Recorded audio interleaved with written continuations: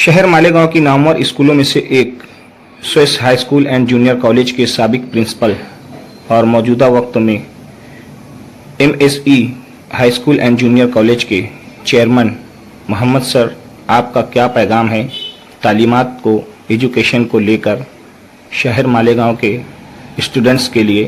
कुछ सवालात का सिलसिला आपके सामने स्क्रीन पर। शहर मालेगांव के उन स्टूडेंट्स के लिए आपका क्या पैगाम है जो बच्चों ने अभी केजी से एडमिशन की शुरुआत की है? उनके वालिदैन के लिए क्या मैसेज है?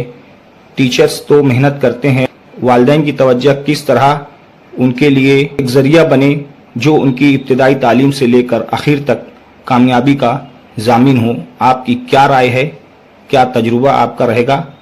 स्क्रीन पर देखिए, जहाँ तक तालीम का मामला है, हमारी अपनी कौम में अब पहले से ज़्यादा बेदारी है।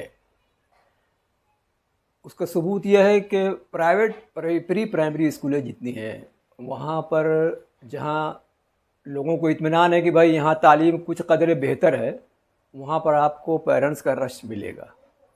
और अब पेरेंट्स ये चाहते हैं कि उनके बच्चे पढ़ें। यहाँ अमीरी या गरीबी का कोई मसला नहीं है।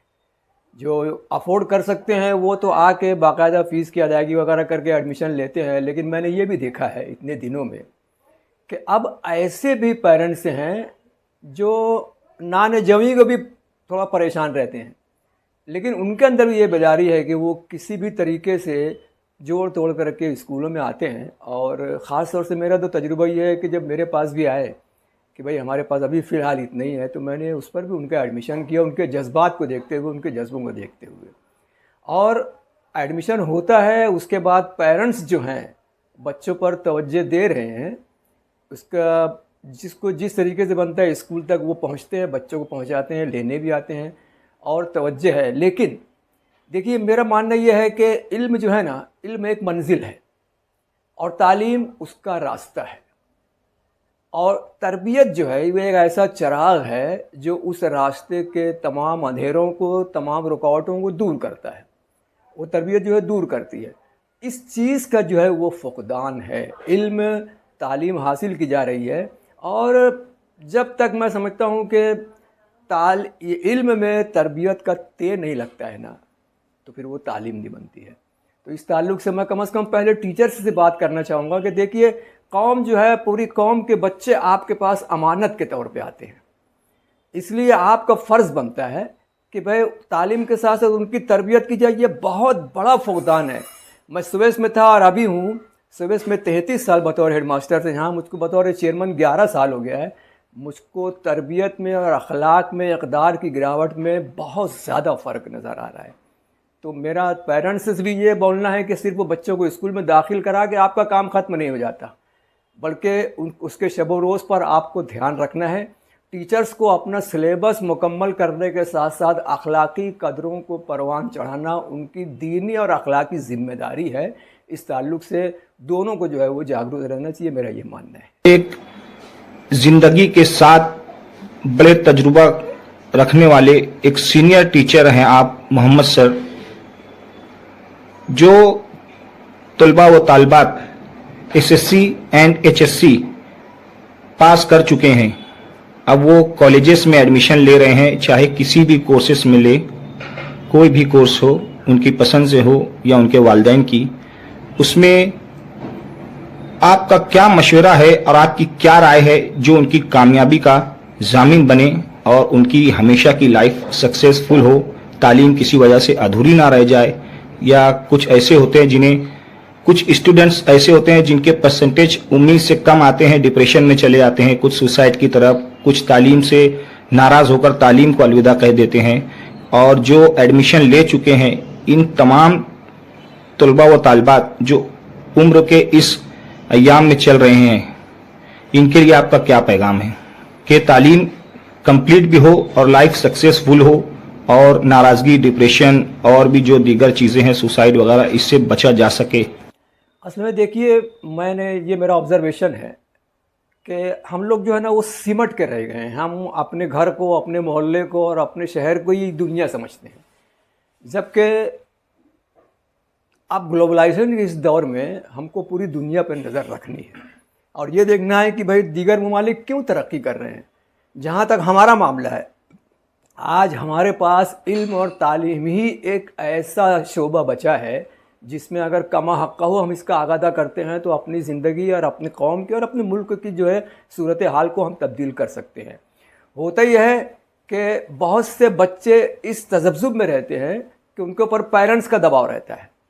पेरेंट्स ये चाहते हैं कि मेरा बच्चा जो है इसी कोर्स में यही पर्टिकुलर डिग्री जो है वो हासिल करे, जबकि दीगर ममालिक में ऐसा होता है कि उनका एक टेस्ट लिया जाता है पहले ही कि बच्चे का रुझान किस तरफ है, और जिस तरफ बच्चे का रुझान होता है वो पेरेंट्स बिला खटके जो है वो बच्चे को उस तरफ डाल देते हैं।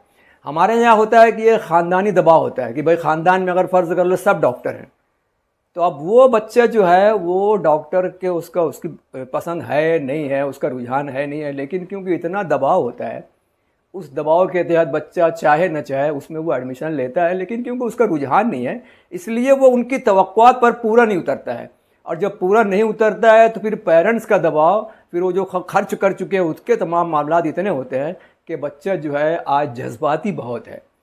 ये मोबाइल और इसमें ये सब देख देख के वो आज जितना जज्बाती हो गया कि फौरी तौर से वो कोई गलत फ़ैसला ले लेता है, उसकी वजह से जो है बच्चे डिप्रेशन का भी शिकार होते हैं। तो मेरा पेरेंट्स को ख़ास तौर से ये बोलना है कि आपका बच्चा जिस लायक है आप उसको उसी शोबे में डालिए। तो मैं समझता हूँ कि ये डिप्रेशन और ये जो थोड़ा सुसाइड वगैरह के वाक़यात जो हो रहे हैं इसमें बहुत कमी क्या मैं समझता हूँ वो ख़त्म ही हो जाएगा जब बच्चे को उसके अपने पसंद का कोर्स मिलेगा। दूसरी बात यह है कि भाई मेरा कोई दोस्त, मेरा कोई साथी जो उस शोबे में गया है तो मैं भी जाऊँ, ये तमाम चीज़ें जो ये गलत है और इसी वजह से जो है वो हम में थोड़ा सा ये जो चीज़ें हमारे अंदर डर आई हैं मायूसी की वो नहीं होना चाहिए। अब ये देखिए अभी ये नीट के मामलात आए। नीट में जो बच्चे बिल्कुल सिंसियरली उसमें एडमिशन लेते हैं तो आप उनको शब रोज़ देखिए, वो बेचारा सवेरे 7 से लेकर रात तक 12 बजे तक वो अब 1 बजे तक वो इतनी मेहनत करता है। और मेहनत करने के बाद अगर खुदा न खास्ता कहीं, देखिए मेहनत करना अलग बात है, एग्ज़ाम हाल में बैठ के एग्ज़ाम देना वो कहीं कभी कोई मसला पैदा होता है तो हमको उसके बारे में भी कंसिडर करना चाहिए। हमारा जो एक्सपेक्टेशन जो हाई एक्सपेक्टेशन है ना तो वो नहीं होना चाहिए, बस एक लाइटली बच्चों को लेकर चलना चाहिए, खाली उनकी निगरानी करना चाहिए, तो ये तमाम चीज़ें जो है वो नहीं होगी, ऐसा मेरा मानना है। दूसरी बात यह है कि जो हमारे टीचर्स हैं, मैं टीचर्स से ख़ास तौर से बहुत ज़्यादा देखिए आप, वो असल में कोई बात ऐसी रहती है ना कि जब बार बार बोली जाती है ना तो उसकी अहमियत ख़त्म हो जाती है। लेकिन देखिए 5 मरतबा दिन में अजान होती है ना, तो हम ये कह के छुटकारा नहीं करते हैं कि यार कि 5 मरतबा अजान है, वो इतनी अहम है, इतना अहम पैगाम है कि उसको दोहराया जाता है। तो जो बात अहम होती है उसको बार बार दोहराई जाती है। शुरू से बचपन से पढ़ते आए हैं और देखते आए हैं कि भाई टीचर्स जो हैं, असातिज़ा जो है वो कौम के मेमार हैं, ये इतना सुनते हैं कि उसकी अहमियत ख़त्म हो गई है, लेकिन उसकी अहमियत कभी ख़त्म नहीं होती है ना। आप बराए करम मैं देखिए अभी एसएससी का एग्ज़ाम होता है, एसएससी के एग्ज़ाम के बाद क्या सूरत हाल रहती है। जिस दिन आखिरी पर्चा रहता है आप कभी जाके देखिए, वहाँ पर आखिरी पेपर ख़त्म होता है उसके बाद क्या तूफ़ान बदतमीज़ी होता है कि लोग अब सेंटर लेने से घबराते हैं। तो ये मेरा मानना है कि बचपन से ये पहली जमात से ही ना अखलाकियात पे, मैं शुरू से बोलता हूँ अखलाकियात पे बहुत ज़ोर देना चाहिए। आपके सिलेबस का कोई एक आध मजमून जो है उसको थोड़ा सा अगर कम भी हो गया हो तो उसमें कोई हर्ज नहीं है, लेकिन लोअर क्लास से लेके कम से कम 5वीं तक अखलाकियात पे इतना ज़ोर देना चाहिए कि फिर वो बच्चा जब तालीम याफ्ता होगा तो बाअखलाक होगा, तो फिर कौम का और मुल्क का एक अच्छा शहरी बनेगा।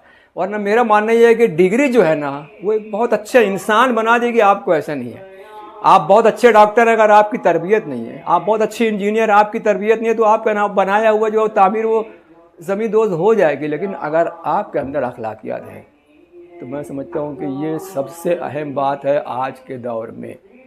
असातिज़ा बराए करम अपनी क्लास में, आपकी क्लास में आपके पास बच्चे नहीं हैं बल्कि पूरी कौम है, वो कौम के आप ज़िम्मेदार हैं, तो सिलेबस के साथ साथ अखलाकियात पे ज़ोर देंगे तो मैं समझता हूँ कि आप बहुत अच्छा चेंज महसूस करेंगे पूरी कौम में, पूरे मुल्क में। एक बहुत ही अहम सवाल आपसे कि जिस तरह रिचेस्ट के बच्चे होते हैं अमीरों के, उनकी चाहते तालीम को जहां तक ले जाने की होती है, जो डिग्री करना चाहते हैं वो करते हैं, लेकिन एक तरफ वही चाहत लेकर गरीब के भी बच्चे होते हैं। तो ये उनकी चाहते, उनकी पसंद तालीम को लेकर, डिग्री, लाइफ के कुछ ड्रीम्स, ये अधूरे जब उन्हें नजर आने लगते हैं फीस की कमी या हालात की वजह से, घर में घर खर्च के लिए माँ बाप कहते हैं कि कहीं पार्ट टाइम जॉब भी करो, कुछ करो, तो ये अपनी तकदीर से रूठने लगते हैं, तालीम से दूर होने लगते हैं, तालीम से नफरत करने लगते हैं। इनके लिए सबसे अहम पैगाम एक सीनियर टीचर की हैसियत से आपका क्या होगा, जो उनकी लाइफ और उनकी तकदीर दोनों संवारने में एक बड़ा असर छोड़ सके उनके जहन में? देखिए, मेरा मानना यह है कि हर मोहल्ले में ना NGOs होना चाहिए। एक सरमायादार जब उसका एक कारखाना चलता है तो वो दूसरे और तीसरे की प्लानिंग करता है, उसकी एक साइजिंग होती है तो दूसरे तीसरे की प्लानिंग करता है। तो मैं उनसे ये अपील करूंगा, गुजारिश करूंगा कि अपने मोहल्ले में ऐसे सरमायादार अपने मोहल्ले में थोड़ा सा सर्वे करें कि भाई बच्चा, देखो मेरा मानना ये है कि जो बच्चा गरीब होता है ना, मैंने देखा है बहुत सारे गरीब बच्चे बेपनाह ज़हीन होते हैं। खुद मेरा अपना तजुर्बा है, मैंने कई बच्चों को देखा है कि भाई इनके अंदर जो ज़हानत है और जो खाते पीते घराने के बच्चे हैं उनसे ज़्यादा ज़हीन जब होते हैं तो उनके ऊपर खुसूसी तवज्जो दी गई। मैं कई मिसाल दे सकता हूँ कि उनको तवज्जो जब दी गई तो आज वो अपने पैर पे खड़े हैं, और न सिर्फ पैर पे खड़े हैं बल्कि अपने कौम, अपने घर का, अपने कौम का वो हक अदा कर रहे हैं। तो ये जो हमारे सरमायादार हैं ना, वो अपने इसके साथ एक प्लानिंग ये भी करें कि भाई मेरे मोहल्ले के कम से कम 2-3 बच्चे, 4 बच्चे जो ऐसे हैं जो बहुत ज़हीन हैं और जो माशी तौर से परेशान है, माश या पैसा जिनकी तालीम को लेने में आड़े आ रहा है, तो उसको वो अडॉप्ट करें। और अडॉप्ट करने के बाद वो जो है उसका आखिर तक का जो एक टारगेट लेके चले और आखिर तक का उसका खर्च बर्दाश्त करें। इतने सरमायादार हमारे यहाँ हैं। हर मोहल्ले में अगर लोग 2-2, 3-3, 4-4 करेंगे तो आप देखेंगे कि शहर की तकदीर बदल सकती है। दूसरी बात यह है कि हमारे बहुत अहम रुकन है हमारा ज़कात। उसका मफहूम समझने की कोशिश होना चाहिए। हम जिस ढंग से ज़कात और उसका जो है वो उसकी तकसीम करते हैं वो एक फॉर्मेलिटी है। उसका मकसद यही है, ज़कात का मकसद ये है कि भाई वो अमाउंट जो है जमा एक जगह जमा किया जाए और कुछ लोगों की ऐसी किफ़ालत की जाए कि कल वो खुद साहिब माल हो के ज़कात देने वाले हो जाए। तो ये धीरे धीरे असल में हम लोगों ने इबादतों का जो मफहूम है ना, उसको ज़रा सा समझने की कोशिश कुछ लोग करते हैं, कुछ लोग कम कर रहे हैं। तो अगर इसको भी, ये जो ज़कात का निज़ाम है, उलमा से मिल के पूछ के और उसका एक सिस्टम कायम किया जाए तो बेहतरीन तब्दीली आप देखेंगे समाज में आई है। और बच्चे जो हैं वो तालीम, और जब अच्छे तालीम याफ्ता हो जाएंगे तो जाहिर सी बात है कि चेंज तो आएगा।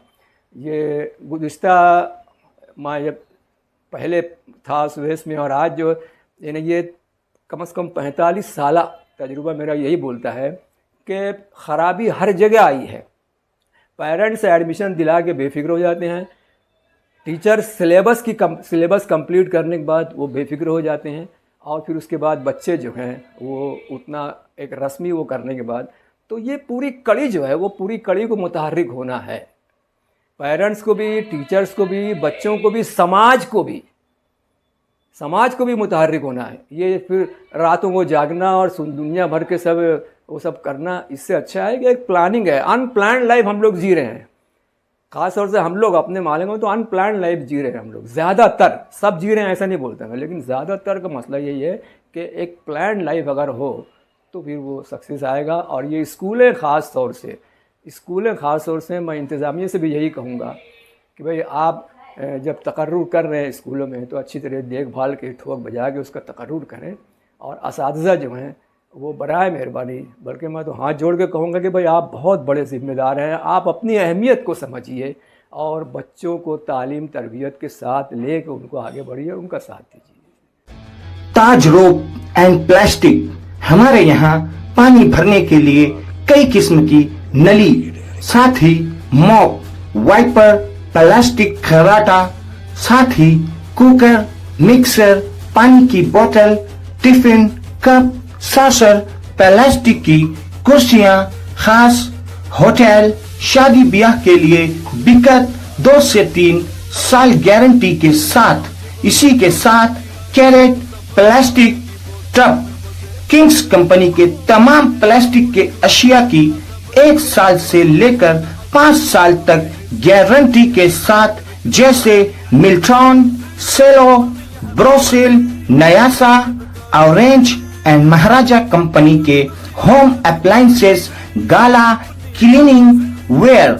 इसी के साथ हमारी दूसरी शॉप, दूसरी ब्रांच, जहां हर टाइप की रस्सियां, सिक्कर, तार पटरी, ग्रीन नेट, साथ ही शेतकरी भाइयों के लिए घरगुती होटल आइटम्स, खास दुकानदारों के लिए गारंटी के साथ तमाम आइटम्स होलसेल व रिटेल कीमत में हमा वक्त दस्तयाब हैं। हमारी पहली शॉप का पता शिवाजी टाउन हॉल के आगे फत्तू हकीम से पहले मालेगांव।